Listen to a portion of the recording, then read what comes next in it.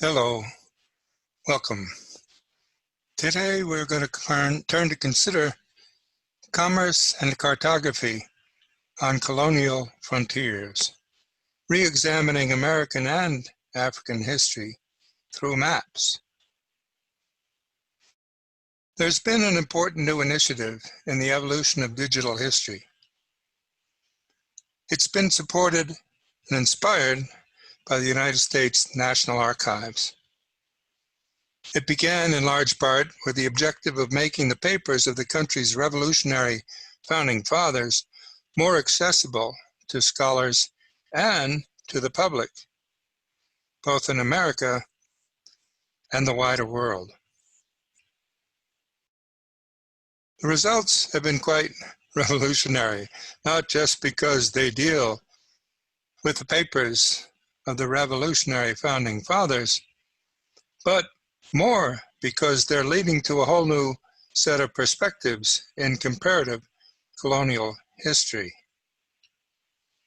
Comparative colonial history is relatively new, but it's an important new innovation in world history because we need more to understand the origins of our current circumstance. Consider, for example, a recent talk from the National Archives based in part on these newly accessible documents. The talk was presented by Colin Calloway, the author of The Indian World of George Washington, the First President, the First Americans, and the Birth of the Nation. It was introduced by the director of the National Archives. Let's have a listen. The Indian World of George Washington, as Professor Calloway states in his book's introduction, shows how Native America shaped the life of the man who shaped the nation. We know a great deal about George Washington, or think we do. In school, we learned that he was our first president and commander of the American Army that won the Revolutionary War, but we sometimes see these two roles in isolation from the world Washington inhabited. In this world, territorial expansion was key to prosperity and growth. Washington, from his youthful days as a surveyor during his military career and on through his presidency, looked to the West for opportunities and encountered peoples who already inhabited those lands. In the National Archives, we hold 377 ratified Indian treaties, 3 of them from Washington's presidency. Across the mall, the National Museum of the American Indian has featured one of these treaties in its nation-to-nation exhibit for 6 months at a time. Through this partnership, millions of visitors over the last few years have been able to view these important documents. But as I said, there are more than 300 treaties. To open up access to all of these treaties, we are embarking on a new project to digitize all of them, plus their supporting documents. Future scholars, as well as tribal leaders and lawyers, will be able to examine them closely, not only for historical importance, but also for their relevance today. This project will open up our vaults to a worldwide audience, much as the digitization of the papers of the nation's founding fathers has made accessible the words written by George Washington, John Adams, Thomas Jefferson, and others. Founders Online is a wonderful portal to these papers gathered and annotated by dedicated teams of scholars, as Professor Calloway referred to the staff of the papers of George Washington in his acknowledgments. All of the separate papers projects represented in Founders Online have been supported by the National Historical Publications and Records Commission, the grant-making arm of the National Archives. Providing access to our records is our core mission. Because we preserve and make available these records, writers can put together the pieces of historical evidence to tell us stories of our past. Colin Calloway is John Kimball Jr., 1943 Professor of History and Professor of Native American Studies at Dartmouth College. He first arrived at Dartmouth as a visiting professor in 1990 and became a permanent member of the faculty in 1995. He received his PhD from the History of Leeds in England in 1978. After moving to the United States, he taught high school in Springfield, Vermont, served 2 years as Associate Director and Editor of the Darcy McNichol Center for the History of American Indian at the Newberry Library in Chicago and taught for 7 years at the University of Wyoming. Professor Callaway has written many books on Native American history, including The Scratch of a Pen, 1763, and the Transformation of North America, One Vast Winter Count, The Native American West Before Lewis and Clark, and 2 books for the Bedford series in History and Culture, Our Hearts Fell to the Ground, Plains Indian Views of How the West Was Lost, and The World Turned Upside Down, Indian Voices from Early America. Ladies and gentlemen, please welcome Colin Callaway.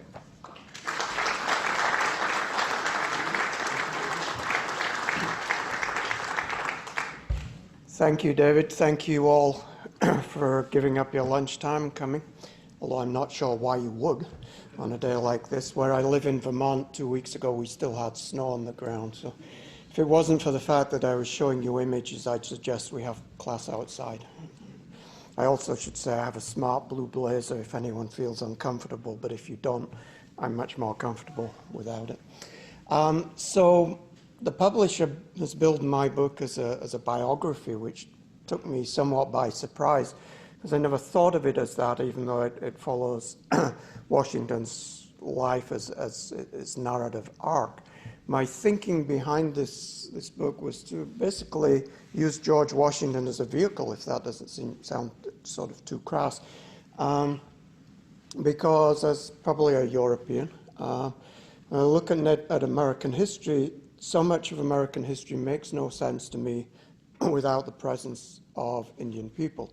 As a historian, so often reading American history, so much of it made no sense because there were no Indian people in that story. And a lot of us have been doing that kind of work. So the thinking here was to take perhaps the most famous American at the most critical point in the nation's creation and to demonstrate how important Native Americans were in that, or perhaps another way, to get lots and lots of people who read lots and lots of books about George Washington to read this book and find that they were actually reading about Native Americans.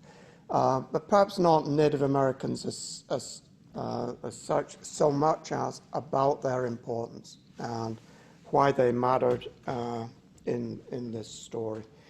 And fundamental to that, of course, is an understanding that this is a country, this is a nation built on Indian land. Now, that's not a revisionist interpretation of American history. That's really just a fact. And it's not even my idea. I stole that idea from George Washington. He understood that. He said that quite clearly, or almost quite clearly. When I first was contemplating writing this book, I read lots of biographies of George Washington, most of which made minimal mention of Native Americans, but all of which talked at great length about Western land. Well, if you simply cross out Western and put Indian, that's a whole different complexion on the thing. So this is a map from the Library of Congress, basically showing George Washington's lands. And by the time he dies, he has about 45,000 acres of land. He's a famous or infamous speculator at a time when most, certainly men of wealth and elite status, were speculators. He recognized and identified Western/Indian land as the key to his personal fortune. And when he became president, he recognized it as a key to the future prosperity and power of the United States. And he made no qualms about that. Well, that's a new perspective in American history. We haven't really absorbed the fact that much of America was defined prior to the Declaration of Independence. In fact, that whole history of diplomacy before the American Revolution is crucial now to understand because it's foundational in the myths that many settlers took forward with them after the Revolution. Up until this point, the way that Native American diplomacy happened was through regular treaties in which alliances and partnerships and friendships were affirmed and reaffirmed. You didn't kind of just sign a treaty and keep it in practice for 50 years. You'd regularly renew it and refresh it. And one of the ways that you renewed and refreshed it was through ceremonial gift giving. So if we were allies, we might trade with you guns and ammunition to show that we trusted you as a friend and a trading partner, and you might trade goods for us that we want to then bring back to manufacture. The articles of a treaty can be read in detail now thanks to the digitization of these early documents. This particular one occurred after the American War of Independence, but before we had a constitution. They're published in the Articles of a Treaty with the Shawnee Cherokee Nation, and they're possessed now by the Library of Congress, but made available through the digitization of these early documents. Many of the early documents carry with them prints and other maps that are published in atlases, like this one that came out in 1777 during the Revolutionary War, called the North American Atlas, selected from the most authentic maps, charts, plans, etc. by Faden Williams. Now in the possession of the Library of Congress, this is the kind of thing that can be digitized and now widely shared around the world.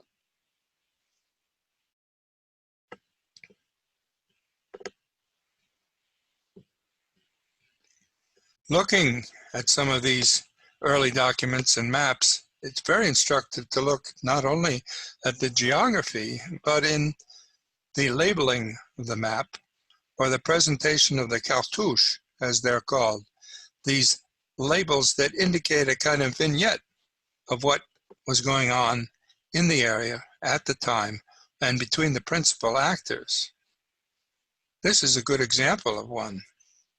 It's called a map of the most inhabited part of Virginia, containing the whole province of Maryland with part of Pennsylvania, New Jersey, and North Carolina, drawn by Joshua Fry and Peter Jefferson in 1751.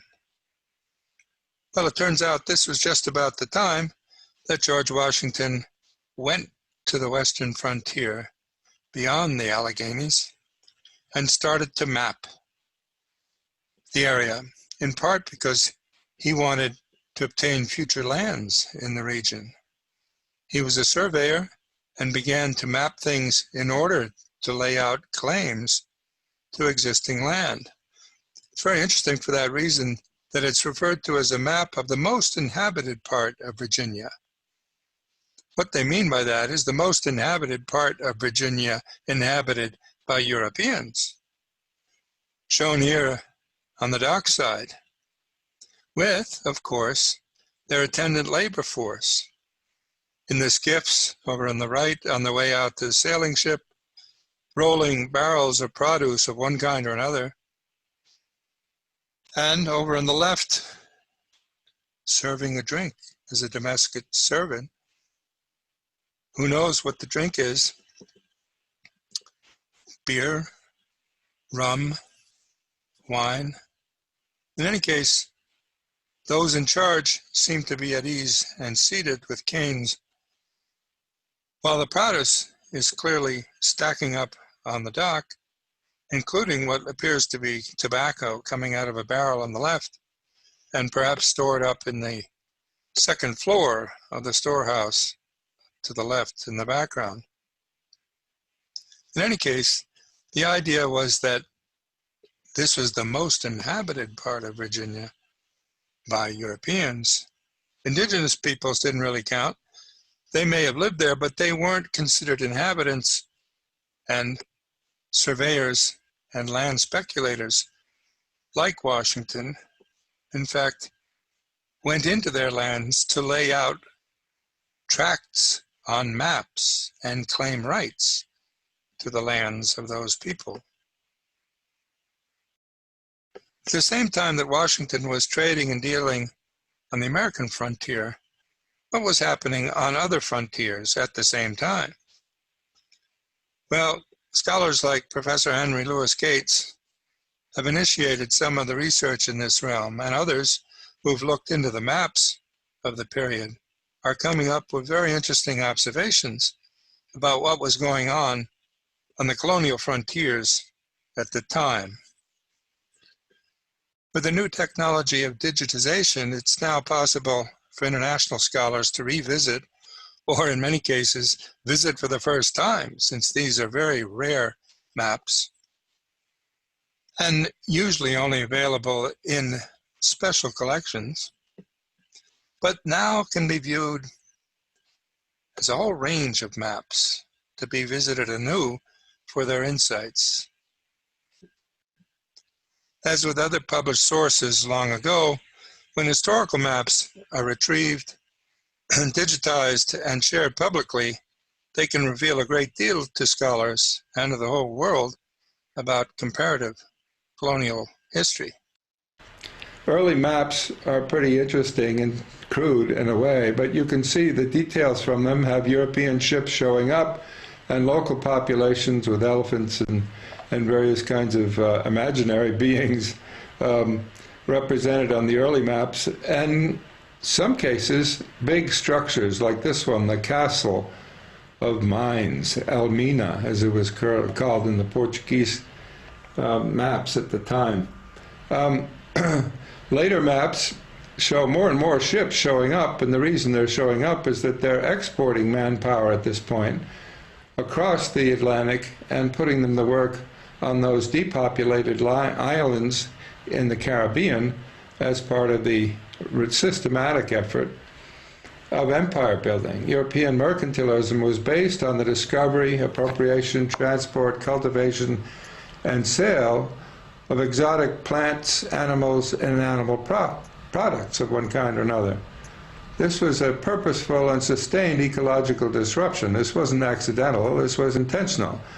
The age of discovery was largely an age of ecological discovery and intentional disruption. Europeans and their trading counterparts acted brutally to transform all accessible ecosystems around the world in order to export crops in a plantation system. We're the cultural heirs of this tradition, and we ought to keep this clearly in mind. Ecological disruption based on migration, forced migration in this case, is the basis for the wealth that came out of the plantation economies that spurred Europe's development into the industrial age. From 1492, Europeans observed native usage and looked to the economic value of new and exotic plants like sugar, coffee, pepper, bananas, tobacco, and the like. You can remember them all from elementary school. The plantation agriculture was the basis for the transatlantic system. Some introductions were intentional, but most of them were not. They were accidental.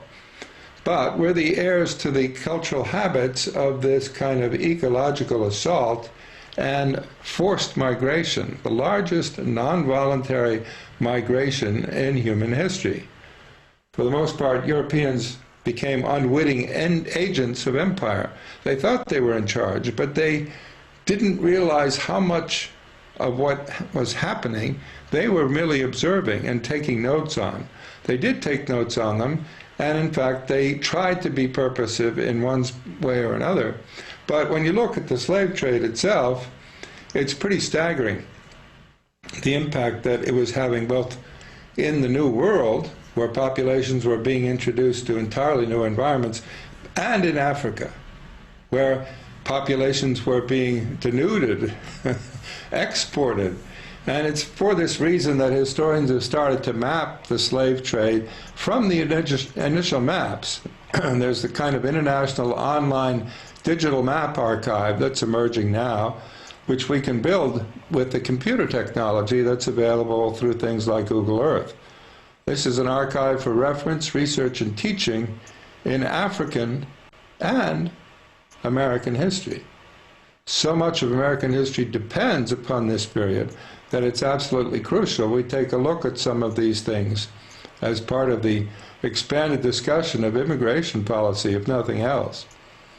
You can take a look at these old maps online, and I'd urge you to do so. and take a look in detail at some of the information that's in them, including sort of accounts of what these trading encounters looked like. They're pretty extraordinary when you think of it. These are representations, artists' representations. These aren't photographs. But in effect, the trading was taking place on the coast between European merchants and local Africans for such things as ivory and slaves. And this is what, in effect, was transported to the New World for the benefit of these island populations and island plantations that were the basis of the whole thing. Now in Africa, these things got going on islands as well, and it's very useful to look at the old maps of these islands. You can start to analyze them in detail. Some of the Europeans landed on them and gave great fortifications some dimensions here, and then they'd make maps like these which enable you to see what they were doing in each case. And they provided great detail from the late 1600s through about the late 1700s, just about when America was having its War of Independence. And that is worth looking at in detail. You can actually see these kinds of maps as if they're from a balloon. This is way before balloon technology, but they were imagining what it must have looked like above these places, and they interpreted it from the vantage point of a bird's eye view, as it were. They also provided examples of what it looked like on the ground, and that's actually very interesting because they did engravings of what it looked like from inside the fort. This is absolutely staggering. In a sense, you could see, as if you can walk around at the time and see what's involved here. You can even see where that is on a Google map and parachute into looking at it. As it turns out, this is the end of that island of Gorée, and it has a lot to do with the whole history of the slave trade, and it's something that now you can visit by way of Google Earth and Google Maps. In fact, you can take a view that's right from within it. This is staggering in a way, because it now makes it possible, this kind of internationally available information on the internet and through Google, it makes it possible to look at these images from over here in America, but in effect we can see what it looked like inside that slave fort, complete with its guns. And you can do a virtual tour, a 360-degree view of what was in that 1686 print by the Europeans talking about the forts on the island of Gorée.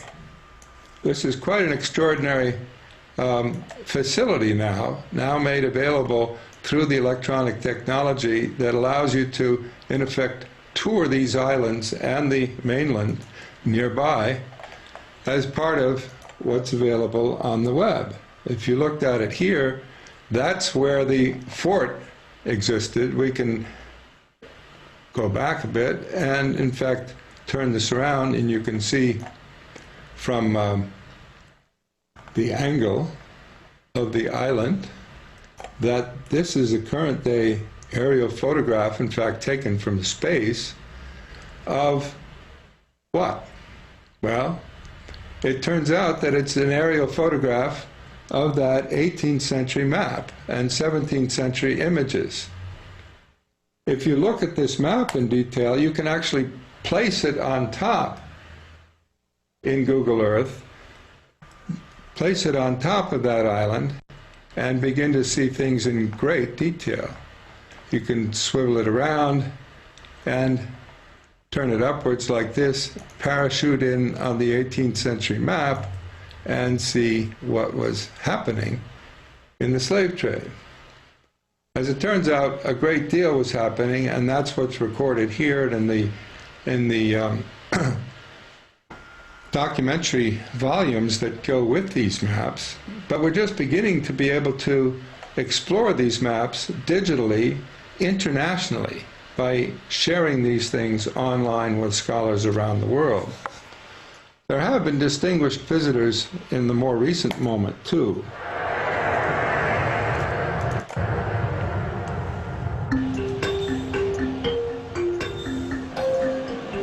Today we boarded a ferry to Gorée Island, which is just off the coast of Senegal. Now, for roughly 300 years, until the mid-1840s, millions of men, women, and children from Africa were kidnapped from their homes and communities and brought to this island to be sold as slaves. Now, on the island, we saw cells where dozens of people were packed together for months on end. We saw the courtyard where they were forced to stand naked while buyers examined them, negotiated the price, and bought them as if they were nothing but property. And we saw what is known as the door of no return, the doorway through which these men and women and children passed on their way across the ocean to a life of slavery, a brutal journey many of us know as the Middle Passage. Now, standing there, I thought about the terror and grief these people must have felt as they took their last steps through that doorway, knowing they would never again see their families or their country. There is no way to undo what happened on Gorée Island and no way to erase the stain of slavery from our nation's past. But there is also no denying the course that history has taken since that time. Since then, we've seen so many brave men and women rise up against slavery and segregation and injustice and inequality of all kinds. People who came through this island could never have imagined how history would unfold. And they certainly could never have imagined that someone like me, a descendant of slaves, would come here and look back through that door of no return. Maybe in the end, that is an argument for hope, even in the face of the most unspeakable horrors. Because time and again, both in America and around the world, we have seen that cruelty and oppression are no match for people of conscience who commit themselves to the cause of freedom.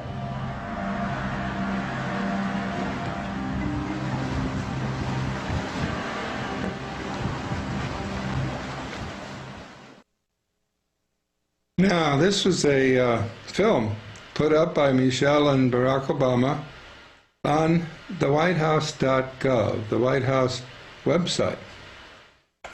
It's no longer there. It's been taken down by the current resident of the White House, as you might imagine. And the thing is, we can't erase the history. In fact, the history of the migration is something that will indelibly be imprinted on our minds and on our understanding of our own history.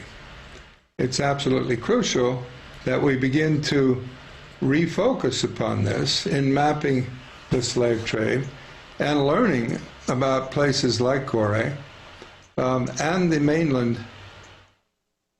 areas from which most of the slaves came. We may have come on different ships to the New World, but we're now all in the same boat.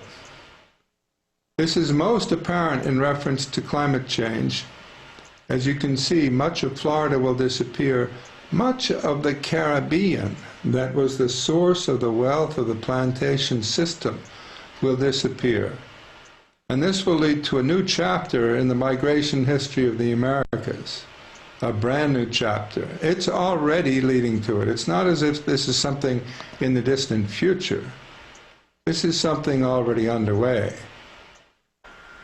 Skip Gates reminds us, in effect, that although some people want to make America great again, it only became great in the first place because it was the beneficiary of the Atlantic system with an open immigration policy, entirely, in fact, so open that it was forced immigration, the largest non-voluntary migration in human history. We were welcoming people from all different cultures and traditions and making them, in effect, into laborers for the emergence of what became, in some people's estimation, the great American dream. If we're going to try to make America great again, we ought to remember what made it great in the first place. Commerce and Cartography on Colonial Frontiers, Reexamining American and African History through Maps, is a crucial next step. Simply put, the digitization of maps of colonial frontiers provides an important new means for understanding comparative colonial history in our post-colonial world. We all need now to learn. We may have come on different ships, but we're all in the same boat now. We are all migrants on a small planet.